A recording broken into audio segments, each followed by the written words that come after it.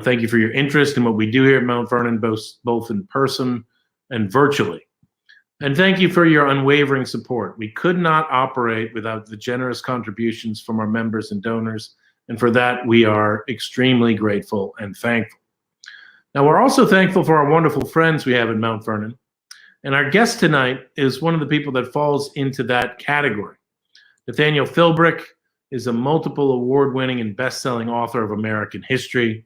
He writes books that people love to read about subjects of extraordinary importance to our story together, our history together. A lot of them about people in crisis and places in crisis, and he's really incredible at bringing the drama together. He is an expert sailor, and he's an author of such maritime volumes as a National Book Award winner in The Heart of the Sea, which of course you may know was made into a wonderful movie, and Sea of Glory. He has broader stories such as the Pulitzer Prize finalist Mayflower, which is a fantastic book about the Pilgrims' pilgrimage to Massachusetts, and broader stories such as the Pulitzer Prize finalist, I just said that, Mayflower, and his tour de force trilogy, The American Revolution, which includes the books Bunker Hill, Valiant Ambition, and In the Hurricane's Eye, which we'll talk a little bit about in this hour. Valiant Ambition, George Washington, Benedict Arnold, and the Fate of the American Revolution was the winner of the 2017 George Washington Prize, which is given for the best book annually on the founding era, which is both scholarly but also readable. And so that's an extraordinary accomplishment, and it's the most important book prize out there, as you know, since it's given by George Washington's Mount Vernon in partnership with Gilder Lehrman Institute and Washington College. So please, everybody at home, give a big cheer and welcome to Nat Philbrick. Well, Nat, come on, join me. There you are. Come on down. Doug, great to be with you. Well, thank you so much for joining us. And, I want to spend some time asking you about your books on the American Revolution trilogy. And it strikes me that one of the things, of course, they all have in common is George Washington is in them all. Your first book on Bunker Hill, which we recently had the anniversary of Bunker Hill, Washington's not even there, of course, when Bunker Hill happens. Yeah. Why is Bunker Hill important to the story of the Revolution? Well, it's funny. I ended up writing that, as you said, most of my books are about people in crisis. And I'm particularly drawn to groups of people in crisis. So whether it's the crew of the whale ship Essex that's just been hit by a whale, or it's 102 pilgrims on the Mayflower bound for a coast about which they know nothing.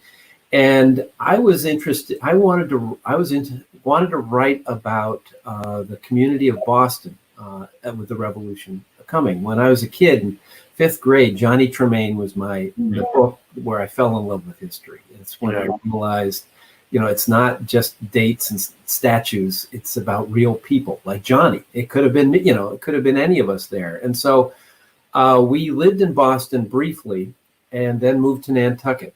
And Nantucket, of course, is an island with a population of about 15,000. Boston at the time of the Revolution was an island connected by a thin neck of land to Roxbury with a population of 15,000. And so I said, and I knew what it was like to live in a community that size. You recognize people in the grocery store. You may not know their name, but it's a very personal thing. And so I wondered, what would it be like if a community of this size experienced the tremendous pressures of a revolution?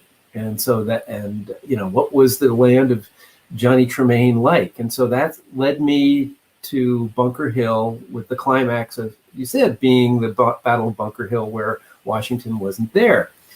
And and I sort of assumed that was going to be the gist of the book. But of course, I needed to see it through to the Siege of Boston, and began to dive into Washington studies. And I have to say, I didn't see it coming. I kind of, like a lot of people, thought of Washington as the guy you see on the $1 bill. Angry George, I call him. Yeah, right. Yeah, and but once I got into it, I realized, wow, this is not George of the $1 bill. This is George, young, fiery, in his 40s, aggressive, not yet the staid strategist that he would become. And I realized I just got to find out what happens to this guy. And so that led to Valiant Ambition.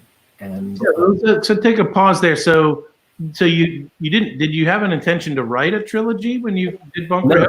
You just not at all. I lost it in this crisis. Yep. In this kind of hot box, right? Yeah, like you've done your other crisis.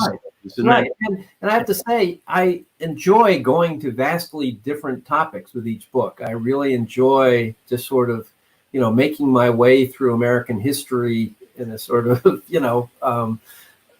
as things organically evolve. But it was really Washington where I said, wow, this is a person whom is different. This is someone who can learn on the job. He's not the great leader he will ultimately become in the beginning. He is a work in progress, and my books are also about leadership. And it seemed to me that this was following Washington to the next phase of the revolution could be very instructive in terms of that leadership. It seemed, it's funny that it was sort of an organic process by which you came to the stories you wanted to tell, because you happened into the big three phases of the different kinds of the rebellion. I mean, one is before the Declaration of Independence, and then the next phase is sort of, this period before the French come in, and of course you do at the end of your second book, and then the last phase is really about the international context of the war or changes. So it's really intriguing the way you divided it up that way. It works really well. Well, and what was fun for me is I really don't like repeating myself in terms of structure and subject matter. Yeah. And each book was entirely different for me. And I've really, I'm also just interested in writing books about different parts of the country. My process is very tied to going to the places, getting locked into the geography as best I can. Yeah. And this, I realized, wow, if I, the Boston, New England area with the first book, sort of the middle Atlantic, New York, Hudson River Valley area with the second book, and then the third would bring me to the South. And so that really got me stoked to have that kind of geographic diversity in those three books. Well, so in Valiant Ambition, which is the great book that won the George Washington Prize, of course, one of the main characters, as well as George Washington, is Benedict Arnold. Talk a little about Benedict Arnold. What is it about Arnold that most Americans don't know that you really reveal in that book? Yeah, well, I think all of us grew up with Benedict Arnold as the living embodiment of evil when it comes to the mythology of America. He is the snake in the Garden of Eden when it comes to the genesis of this country. And it was nobody names their kids Benedict anymore. Right. Yeah. Well, it was actually my mother who was a contrarian who always told me Benedict was her personal hero was Benedict Arnold. And, as a kid, I just said, what are you talking about? And she said, no, there's more to the story.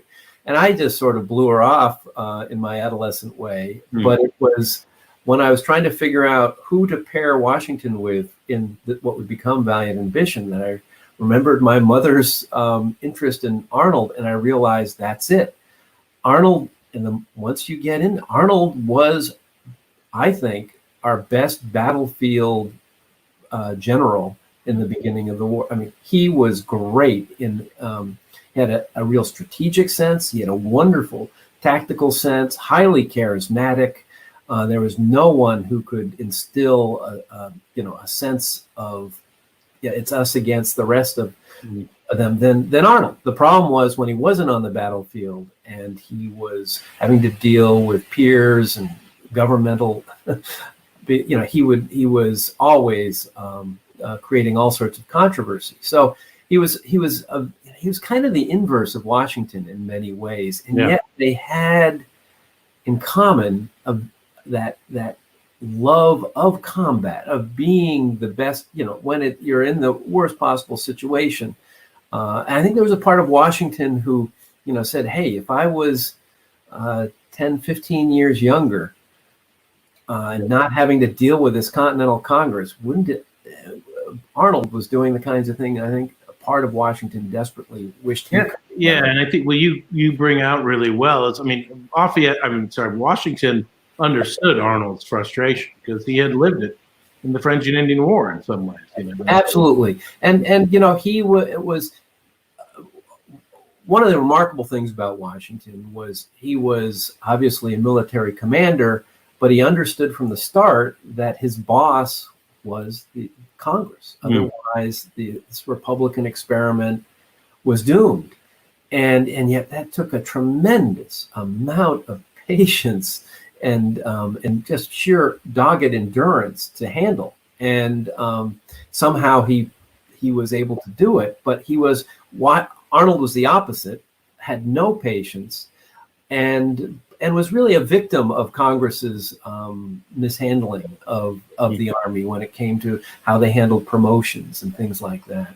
Is there anyone in American history who's had the kind of success that Arnold had, both on land and at sea? I mean, was there anyone who could have done Valcour Island and the Battle of Saratoga? No, he was, this guy. I mean, that's incredible, right? I mean, there's nobody else like that, right? And the great what if is after Valcour Island and all that. And this is the greatest, Washington, we had lost New York with the Battle of Long Island and, the evacuation, leaving New York and ultimately retreating across New Jersey to the other side of the Delaware.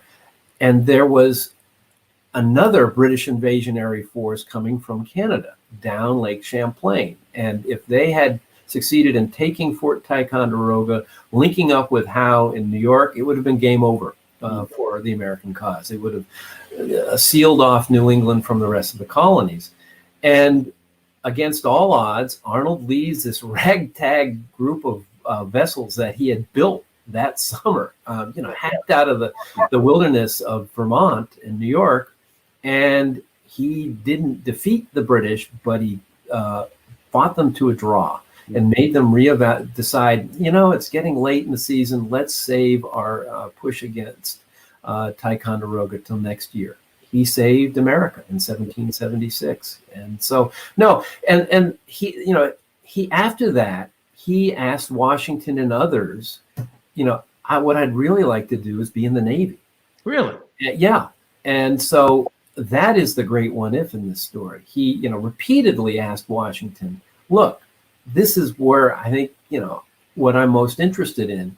Washington valued him too much to give him. And he said, well, that's not my line.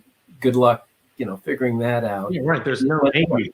What Navy? Yeah, right. So it went nowhere. But I think it's the great what if. Arnold could have been our John Paul Jones, and perhaps, and he's very John Paul Jones-like.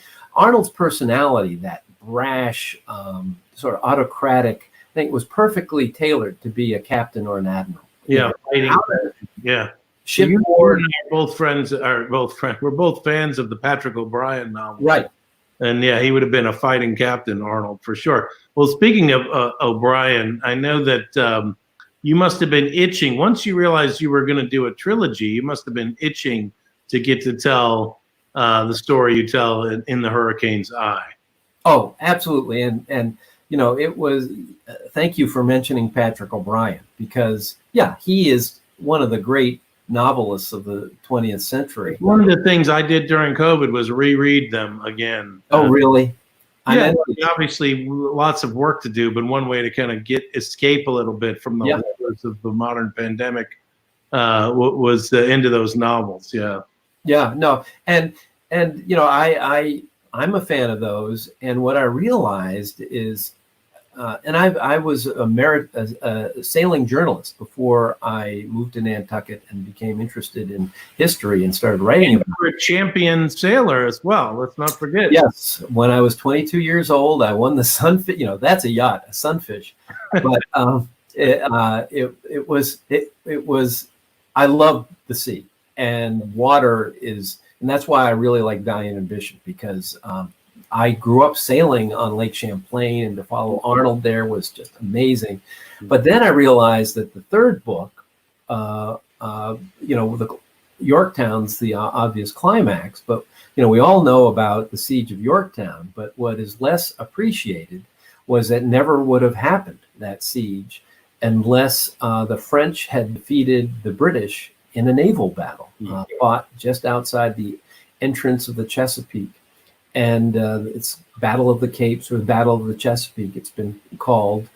And Admiral de Grasse beat Admiral Graves, and this rarely happened, that the French would defeat. Yeah, I think it was the first major naval victory in 100 years. When they I mean, and it could have gone, and what was great about writing it was the battle could have gone so differently, and almost did.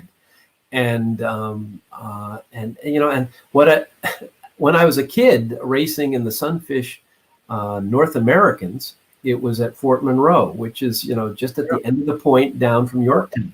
So when I was 17, I was sailing the same waters as Grasse, and so this was and the Worlds that year had been in Martinique, where de Grasse met up with many of the people who would participate in this. And so that book was also a wonderful experience and completely different from the other two. One of the things that you brought back to my mind, I had been talking with some historian about the kind of the stultification of tactics and technology in the 18th century with the armies. I mean, the Brown Bess rifle, or musket, sorry, oh Lord. The Brown Bess musket, was finished in its form basically in 1704. I mean, it had been the standard musket for almost 100 years. There hadn't been much changes in the way the land forces did their thing. But where the real dynamic changes were happening was in the Navy. And the British had this incredible Navy with all their ships of the line. Talk a little bit about that for folks, about how, what a difficult technology these incredible warships were in the 18th century. Yeah. I mean, I think we have a tendency to think of tall ships as quaint historical artifacts, but in reality, in the 18th century, they represented the highest technological achievement of the world at that point. A ship of the line, which meant that it was it fought. What they would do is in fighting a naval battle, they were creating the floating equivalent of a fortress, with each ship of the line lined up right behind one another, lining up with the other fleet, sometimes just 50 yards between the two opposing fleets, and they blast away at each other. And it had been determined by this point that a 74 with 74 guns was the optimum size. And I mean, this was a ship that it took 2,000 oak trees to build. Wow. Men, 500 to 750 men on each ship. And these things were incredible, and the British only a few nations could field a ship. No, you had to, and that's why it was kind of crazy for the United States to try to to have a navy. Yeah. I mean, you needed a very sophisticated economy to be able to pull it off, and in the beginning during the 7 Years' War, the British had completely humiliated the French. And even before that war was over, France had launched what they call a campaign called Revenge, where they were going to figure out how to beat the British at sea. And so they created a naval academy that is still in Brest. And they, applying the ideals of the Enlightenment, studied naval warfare analytically and created these tactical guides that were way beyond anything in Britain, because the British were their whole way of developing officers and seamen was through experience. But there was really no group of knowledge that was disseminated in any organized fashion, and so they started writing these treatises that the British officers would then translate and read voraciously, because it was very sophisticated stuff. And so when the revolution broke out, and in 1778, France came in on our side, There were the first few tussles in the Channel, and amazingly, it was a different French Navy. They were teaching the British. So right away, there was a sense that they were doing something better, something different. Right, and so it was very alarming for the British, and because if it was clear the fate of what we call the Revolutionary War was determined on who had naval superiority.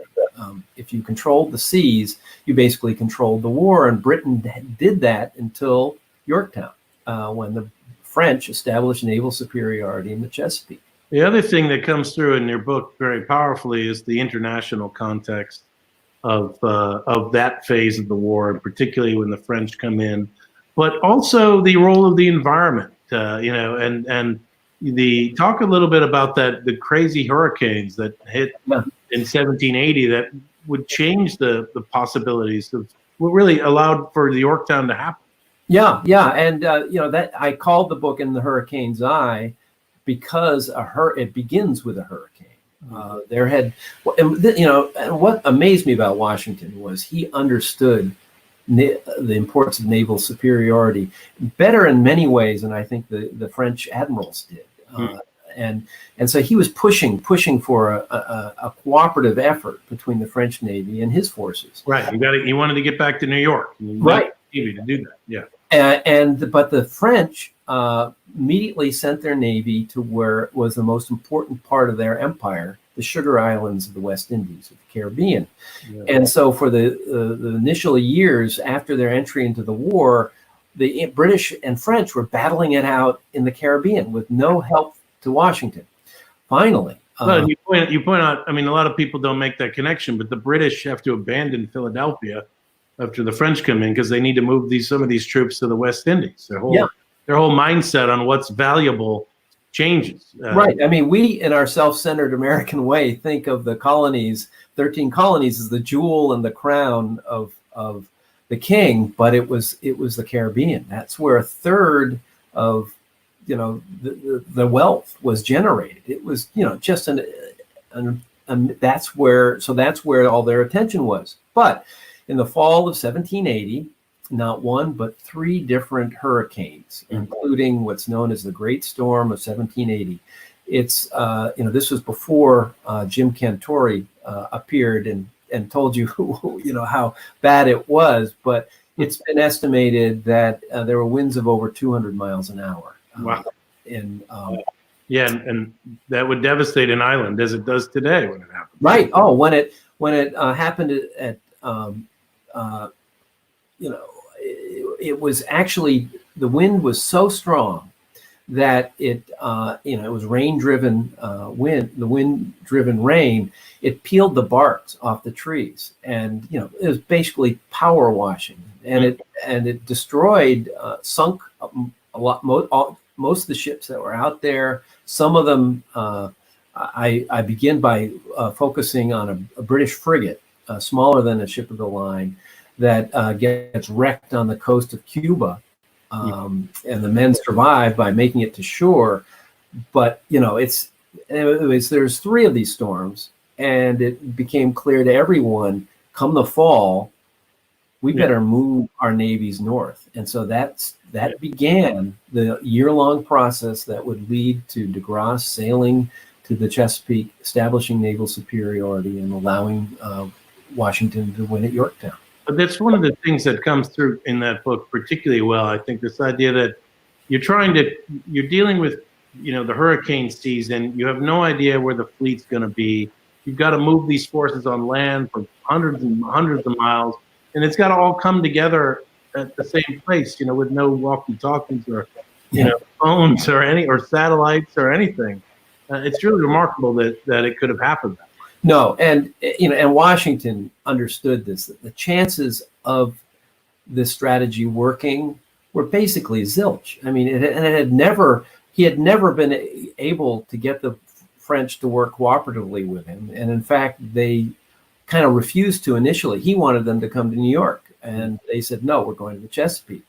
And so this means Washington has to march along with Rochambeau their combined armies from New York to Yorktown. And 500 miles in August to the killing heat of the Tidewater. But Washington does it, knowing all the while that all Cornwallis has to do is leave Yorktown and head to North Carolina, and that there would be nothing to be trapped. But for reasons that is still a little unclear, Cornwallis hung in there and allowed the French victory at sea to lead to the siege that would. Remind me of this. Why wasn't Arnold there? He must have left the Chesapeake earlier. Why didn't he stick around to meet up? Right. Not want to shoot command or something? Well, by this time, Arnold, of course, had betrayed his country and was now a brigadier general in the British Army. Yeah. And he had actually begun operations in the Chesapeake. It was kind of one of the things the British should have done all along. I mean, the Chesapeake was wide open for just pillage and, all the plantations there and all the enslaved people. And to send Arnold quickly began to prove that he might have been the best general on both sides. They send him down in January. They go through a hellish storm that divides up his fleet. He only has a portion of the fleet there, but he says, time is the essence. We're going to storm up the James River. By this time, they had moved the Virginia capital from Williamsburg to Richmond with the understanding that it would be too far inland for the enemy to reach, not Arnold. Yeah. He marches up there. Thomas Jefferson, the wartime governor, is very slow in marshaling the militia. And soon Richmond is in flames. And Arnold, this just is a lightning rod, not only to the Virginia, but to Washington. Look what it really strikes me as a parallel story to the British burning, the capital in War of 1812. Like Richmond is just a bunch of huts. I mean, it's a very small town at the time, just getting going. And this lack of concern over the capital by the governor and Jefferson in this case. Yeah. It's just very odd. No, and it county court records from the 17th century, thanks to that. I mean, it's unbelievable. Right, and Jefferson decides this is no fun, and decides that he's not going to run. He doesn't want to be governor anymore, and the British are in Virginia. The legislature isn't unable to meet. But that doesn't prevent Jefferson from pulling the ripcord and leaving the state basically leaderless at one of the most critical points, a incident that he'll really never live down. So talk a little bit about Cornwallis in this situation. What is he trying to do, and why does he end up trapped in York? Yeah, well, Cornwallis is one of the great characters. I mean, this is Elizabethan drama. I mean, here he desperately loved his wife. He's young too. I mean, a lot of these fictionalized movies and things you see of him, he's this old, like, stultifying British guy, but he was a young, dynamic officer who was often, without his coat, down amongst the troops. He was a fighting general. Absolutely. He led by example. His men loved him. And, he goes back. His wife's ill. She dies. He writes to his brother, happiness in this world is gone for me. Maybe I'll go back to America where I have friends in the army. And he does that. And with the taking of Charleston in 1780, he's left in charge of the Southern Army. And the understanding was he'd be basically in a defensive mode because they now had the South Carolina, but nope. Cornwallis goes on the attack. He ends up, chasing Nathaniel Greene, who replaces Horatio Gates as the leader of his American counterpart, and they have this incredible race to the Dan, across North Carolina, where Cornwallis is just trying to capture Greene's ragtag army, crush it. And but Greene evades him, goes over the Virginia border, gets his army going, comes back, and they have the Battle of Guilford Courthouse.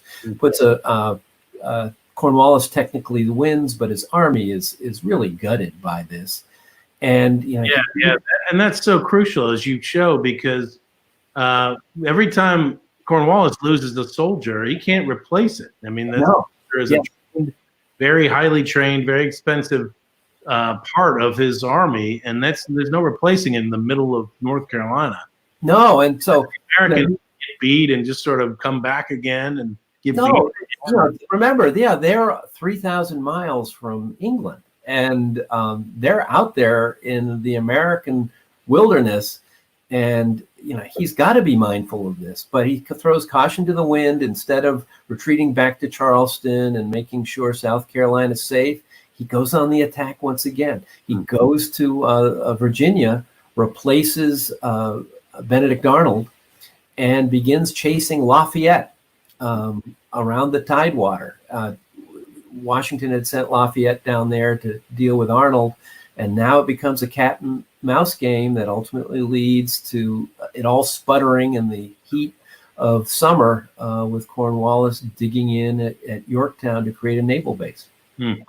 So we only got a few more minutes before I should open up for questions, but I want to talk about your current project. But let's finish. Well, it's a good transition, maybe, to the current project. So you ended up writing a trilogy in part because you got intrigued by George Washington's story and wanted to sort of follow that through the war, I think is what you suggested. So how does Washington change in your mind or in your writing from the first guy that you encounter in Boston in 1775 and, the Washington who's so excited to, when Rochambeau arrives, but then also the man who's ultimately going to resign his commission and end up in Mount Vernon on Christmas? Well, he's a different man. The war has changed him.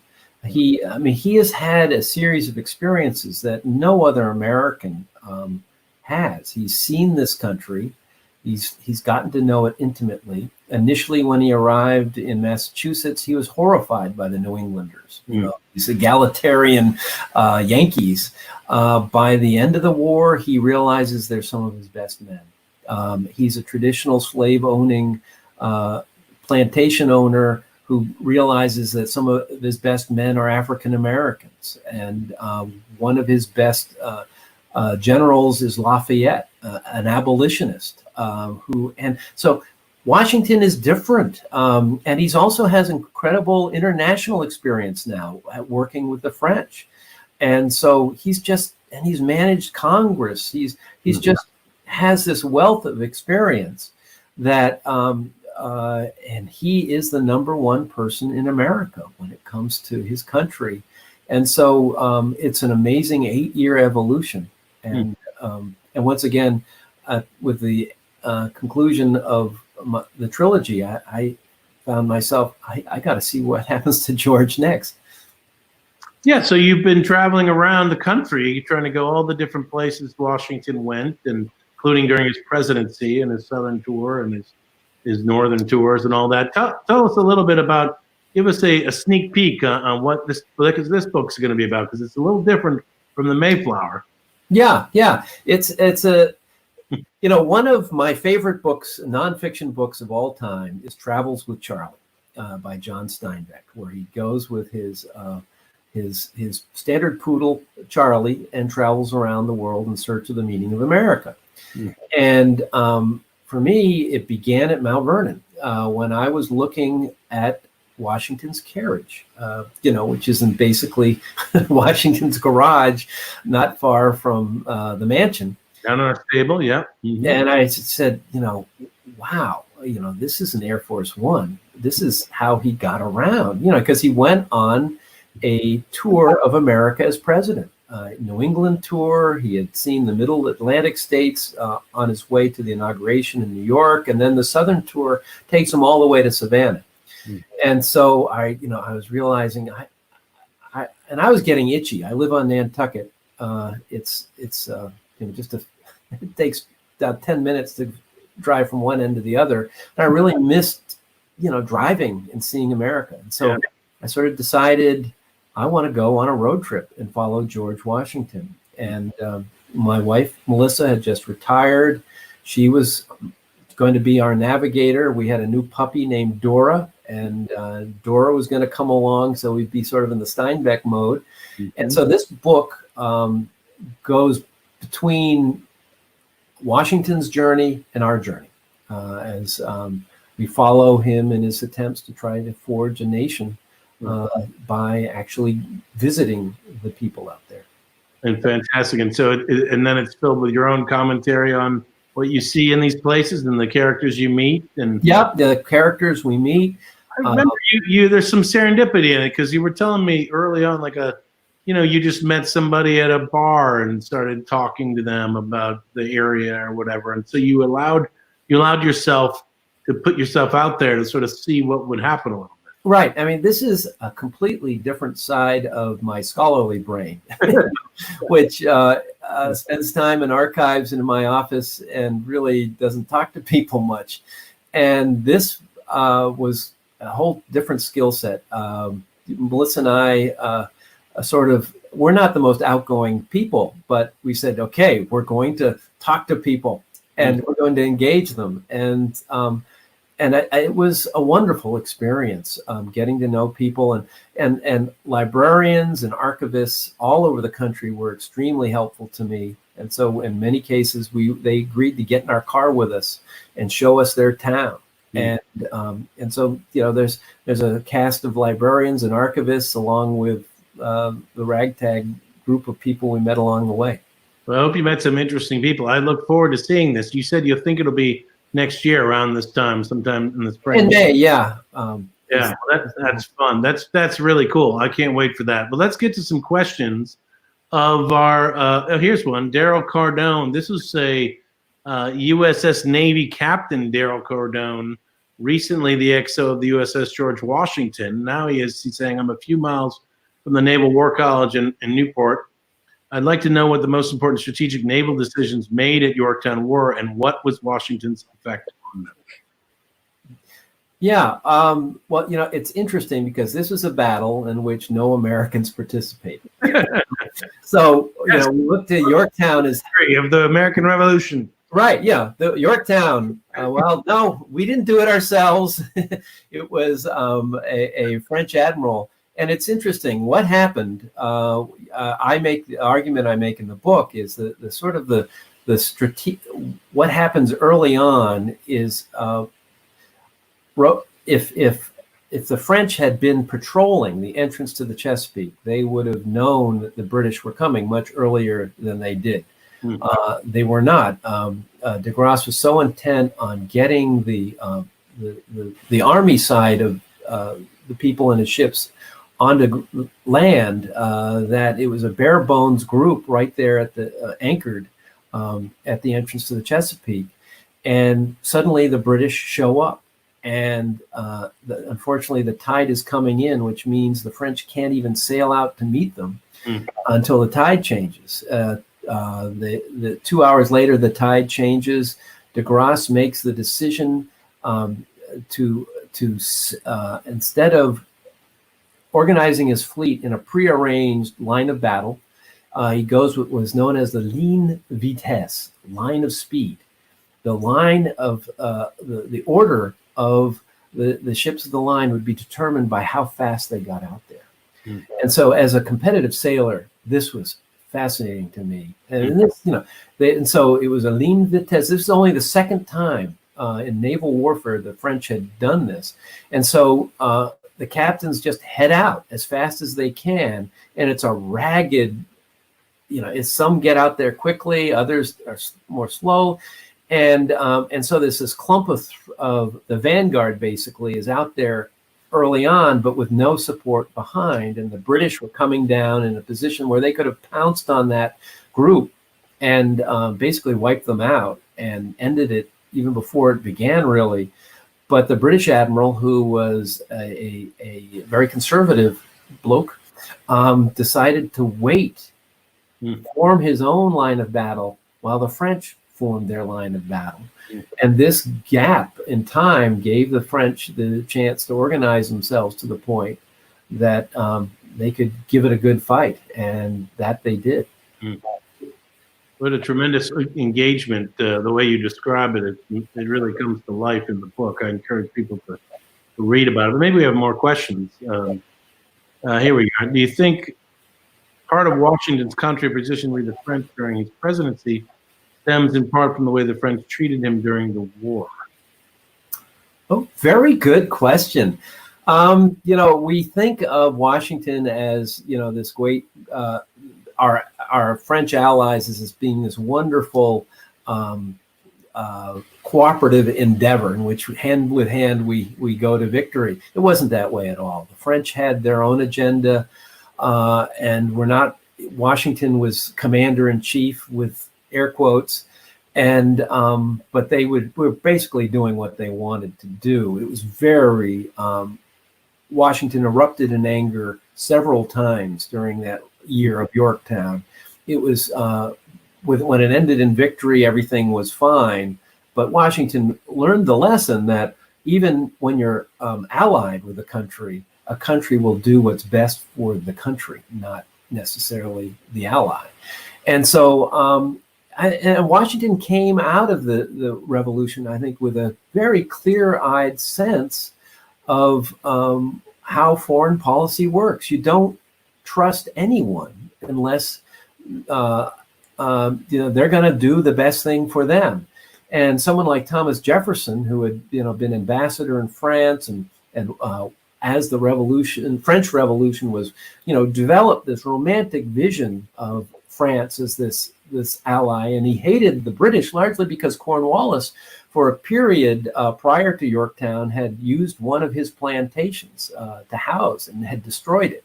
And so, and they had Benedict Arnold had embarrassed him as governor, and so he had this inveterate hatred of the British and this romantic love of the French. And Washington, I think, was more pragmatic. And you have really put that well. I mean, Washington is very practical-minded and hard-headed about foreign policy. He's not romantic at all, and he comes through it in his farewell address. When he basically says all nations' interests are their own interests, and right, and that's we have to be clear about that. And the interesting thing about the French case with Washington too is, he had cut his teeth with the French being his enemies. Then they're the allies, and then they're neutral in the French Revolution. And so it really is. He really has a really strong grasp of the reality, the realpolitik of foreign affairs. Right, and he had seen. I mean, that's a remarkable evolution. In his 20s, to be humiliated by the French, and then to, in his 40s, to engineer this great alliance that wins the American Revolution. I mean, who else, went through those kinds of changes? Yeah. And so there was no room in his mindset for prejudices, because he had to take it as it came. And so I think it prepared him better than anyone has in a way, and to be ultimately a president. Questions? What do we got? Scarlett, could you please discuss Lafayette's role and his tactics that helped lead to the ultimate victory at the Battle of Yorktown? Yeah, well, Lafayette is one of the great characters of the Revolution. He's idealistic. He's kind of a surrogate son for Washington, and Washington sends him down initially to do battle with Benedict Arnold, the hated traitor. Then arrives Cornwallis, and this becomes a game of cat and mouse with Cornwallis. It's traditional, but whether or not he said it, that he is going to that boy is mine. And but no, Lafayette stole a page from Washington's book and did the rope-a-dope. You don't engage, you annoy, but you do not risk yourself to the point of losing everything. It's like Jackson in the Valley, right? It's like Stonewall Jackson, like this. You hit quickly and then you run away, and you annoy, and it was the summer, and so the British are there. It's just bugs everywhere. It was horrible. And, yeah. Yeah. And so Lafayette remained nimble. His letters in this period are fascinating. He's using spies remarkably well. An African American enslaved person is penetrating the British lines, and so Lafayette, for someone his age, he demonstrated tremendous judgment and maturity. Really, he didn't go for the big move and win it all. He hung in there and did exactly the only thing he could. The thing that I also like about your book, which some still strangely out there, you'll read books that get this wrong. Lafayette is not part of the French army. He is an American officer. Yeah, he's an American officer, and at Yorktown, he's in command of the American wing of the assault, which has Hamilton. The French are a completely different army. No, and what's interesting is the French army deeply resented Lafayette. Yeah. They felt, he should have been, if he was in their army, he'd been a captain, not a major general. And so they saw him as an opportunist, a poser. And there was a petition among the French officers to refuse to serve under Lafayette if that should transpire once Rochambeau marched down to Virginia. So once again, it's a complicated story. And Lafayette is one of those wonderful shapeshifters that is able to, he doesn't know English when he arrives in America. And by the end, he is tremendously articulate. His letters are wonderful. And the guy was smart, mentally nimble, and brave. Well, and he proved his bravery in the field at Brandywine when he almost died. And extraordinary guy. Okay, another question. Why did the French fleet get divided on their race to the battle with the British? Well, one of the things that happened was that the wind was shifting and dying. And so getting out of it was really a mess getting out of leaving the Chesapeake. The wind was fitful. One group gets out and is sort of, and I have to say, in Racing My Sunfish, you could see this happens in a dying breeze. If you have the wind, you create often tremendous gaps with other groups, and this is what happened to the French, where de Grasse and the main group of his fleet just was so far behind the vanguard that they divided, that it took a while. But the same thing happened to the British, and so most of the battle was fought in the two vanguards, and that's where really the main fighting occurred. Was the British on the British side of that battle? Did they have confusion of signals? Was there not clarity? I seem to recall there was a West Indian group and then a North American station group, and they used different signals. Absolutely. And the French, it goes back to their program of Revanche, where they had created this very sophisticated manual. They had come up with a whole community. As you were referring to earlier, Doug, they didn't have walkie-talkies. They were, the way they communicated with signal flags, and the British were using basically the same system they had from the 17th century. And making it all the worse is each admiral had his own group of signals. And so, if you were in the Caribbean, you had one group of signals. If you were in the North American, you had another. And so there was confusion when it came to the assemblage of this fleet of various.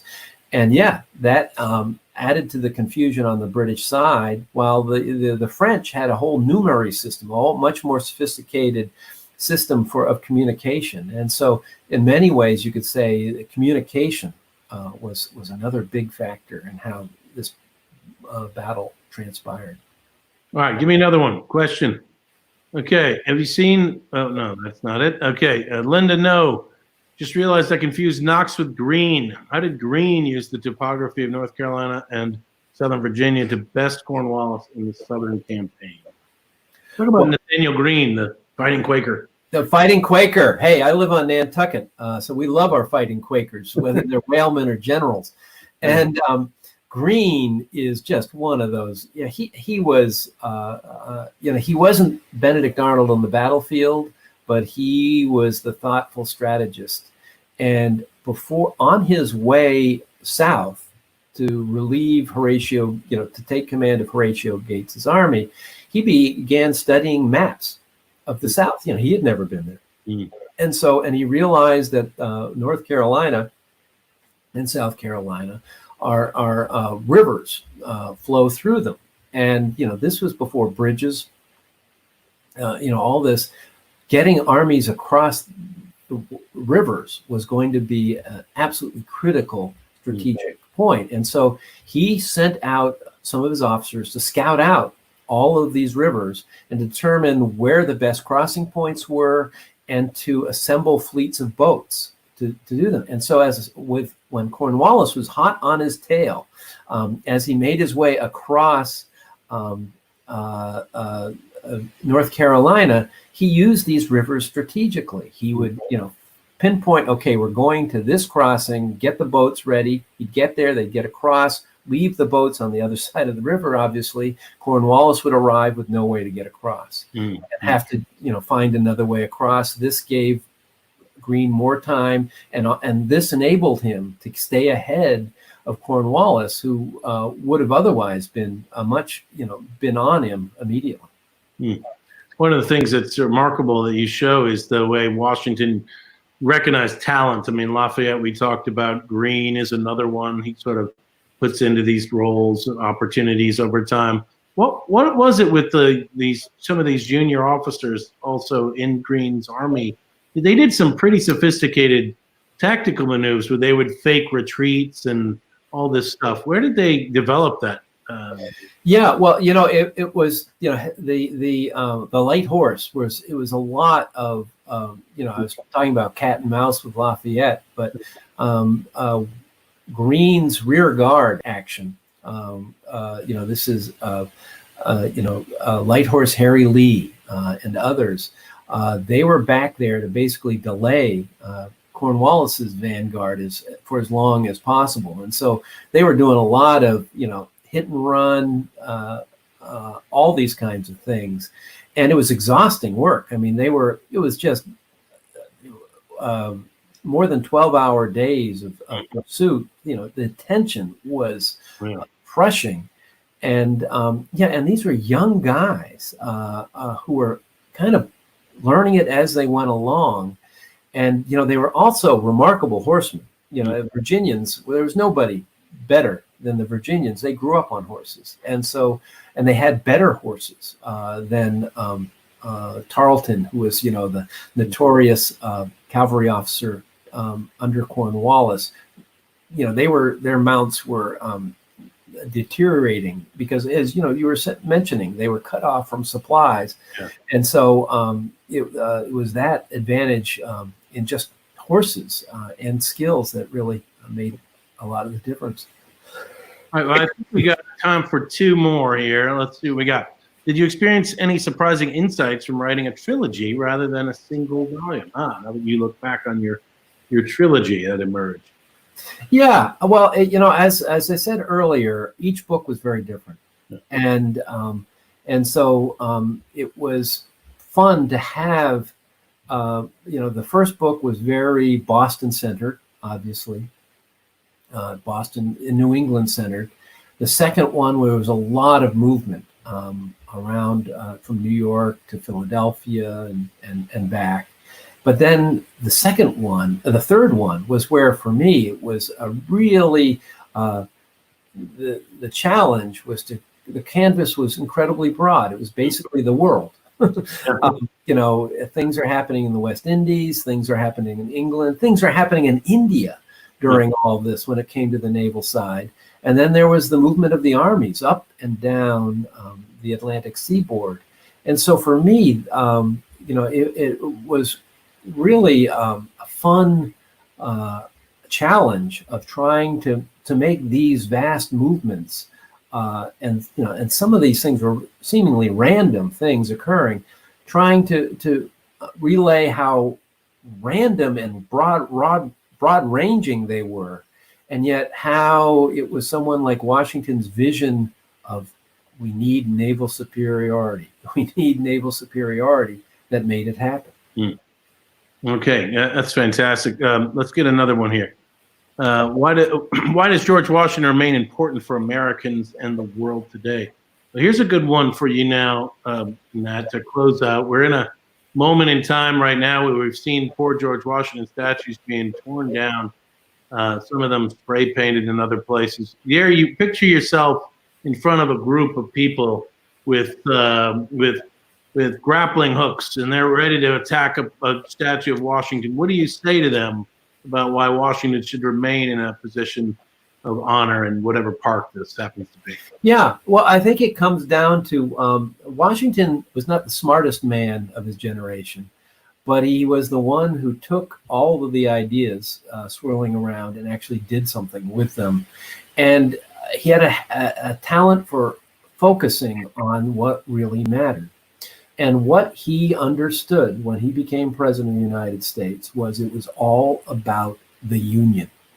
That, you know, that his farewell speech is all about that. It's not local interests. It's about what, you know, it's not about political parties.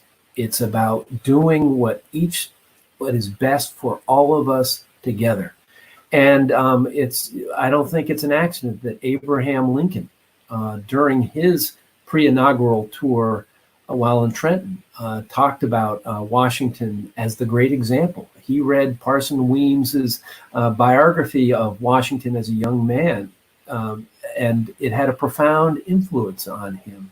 And it was Washington's concept of a union that ultimately led to the civil, the Emancipation Proclamation and the outcome of the Civil War. So I think Washington was a slaveholder, but the thing to remember about him is his views on slavery evolved. There were not many people in America at that time whose views were evolving as quickly and dramatically as he freed the slaves under his control upon his death.